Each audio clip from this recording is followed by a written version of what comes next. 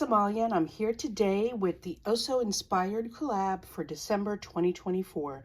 Every month, Alicia from Call Me Crafty Al and the collaboration team on the 20th of the month show you a piece inspired by one of our crafty friends on the internet. This month, we are inspired by Justin A., who is Just a Note by Justin on Instagram. And I'll insert his card right here that inspired today's project. And if you look below, there'll be a link to where you can see the actual project, as well as a link to Justin's Instagram, as well as a link to a playlist where you can see everybody's project from the collaboration team. So here's my project. And I was inspired by Justin's card because he had an arch in the middle of his card. And I had something similar. I have a stamp set, similar stamp, stencil set from Hero Art, similar to Justin's, and I couldn't find it. And I can't imagine where I would have put it. But anyway, so I decided to stick with the arch theme. I wanted to make a Christmas card because it's December, and I pulled out some of my supplies to make something similar but not exactly the same. So these florals right here, these are poinsettias, and this is from an old die set from Spellbinders, and yeah, I don't keep it in its original packaging. I'll show it to you, but I don't keep it in its original packaging, and this is just some Stampin' Up! Boxes that I keep a bunch of dies in. I have several of these, and I have some dies stored by category, and this is the set. Spellbinders used to have these dies. I don't know if their dies are still copper colored like this, but this is an old Spellbinders set. They still have a poinsettia die cut set. I don't think it's exactly like this, but it's probably similar enough that you could find it on the Spellbinders site and pick up something like that. But there's a lot of people out there that have some poinsettia dies, especially around this time of year. Now, I also did some foiling. I have a mini mink machine, and I'm not going to pull that out to show you, but I will show you what I used.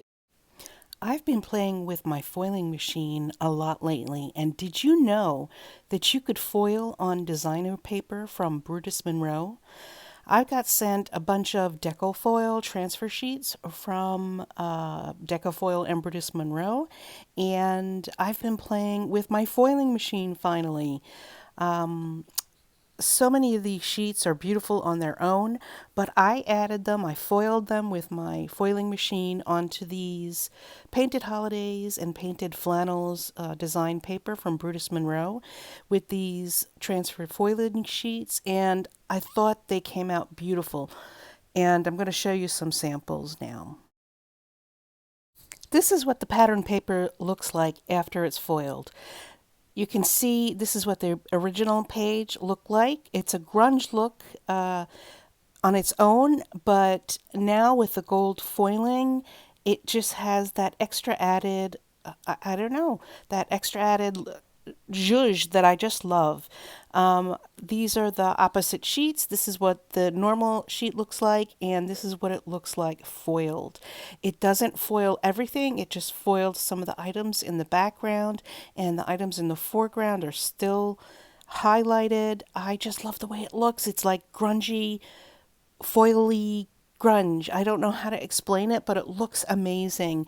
And I always like a little sparkle and sheen on things. This is the page that I foiled right here. Not all of it is foiled, just certain areas. And this is the design. It's called Circus on that particular sheet. That's Circus, and that's the one with the stars. They have toner card fronts that you can foil with, so that you just get the solid foil, and then you put that in the background of your card. That's more of the design paper with a different style of the toner sheets. I think that one is called Disco, and you still see the image, but it's definitely discified. Here's another piece of design paper that I foiled. I used the gold stars, and you can see it didn't cover the whole thing, but it did cover enough of it where you could see the foiling, and still the main part of the stars is visible as well. I just love the way this works on design paper. It's something new and different. And then for the arch, I have this from Photoplay. It's a series of mini slimline card sizes, but this one of the sizes fit perfectly on my card, so I added to that. And what else did I use here? I used this. I got this at the Photoplay. I got both of these things at the Photoplay booth at a Scrapbook Expo. This is just colored cardstock that is embossed with polka dots, and I have several colors. I have a brown, I have like a burnt orange, a yellow, and a gray, and I love this cardstock. So I used the dies to cut out the poinsettias, and it has a die in it for these little circles, but the circles are all together. They're not separate. So I grabbed an old-fashioned hole punch that I had in my stash, and I just cut a bunch of holes out of some gold tone paper from the Paper Studio, and I also obviously cut out the poinsettias out of that as well. This is a Tailored Expressions sentiment on black cardstock, and I'm pretty happy with how that came out. I hope you like it too. If you do, please click thumbs up. Please leave a comment below.